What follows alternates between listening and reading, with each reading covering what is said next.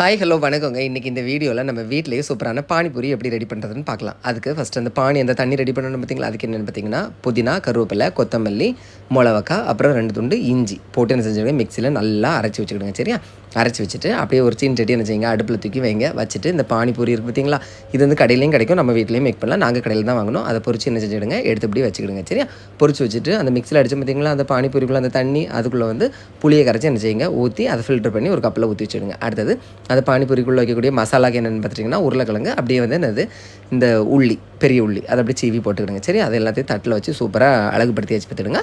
அப்படியே அந்த பானி கப்பில் இருக்குது பார்த்தீங்களா, அதை அப்படியே ஒரு பானிபூரியை எடுத்து வாட்டை போட்டு அதுக்கு உள்ளாடி அந்த உருளைக்கிழங்கு உள்ளியை தூக்கி வச்சுட்டு அப்படியே கொஞ்சம் பானி எடுத்து உள்ளே ஊற்றி வச்சு பார்த்துக்கிடுங்க. ஃபஸ்ட் டைமாக நாங்கள் எங்கள் வீட்டில் செஞ்சு பார்த்துக்கிடுங்க. நீங்களும் உங்கள் வீட்டில் இந்த மாதிரி பானிபூரியெல்லாம் செஞ்சு சாப்பிடுவீங்க அப்படின்னா மறக்காமல் கமெண்ட்டில் சொல்லுங்கள். நிஜமாகவே செம்ம டேஸ்ட்டாக இருந்துங்க. உங்களுக்கு இப்படி சாப்பிட்றது பிடிக்கும்னா மறக்காமல் கமெண்ட்டில் சொல்லுங்கள். பிடிச்சதா லைக் பண்ணுங்கள். தேங்க்யூ.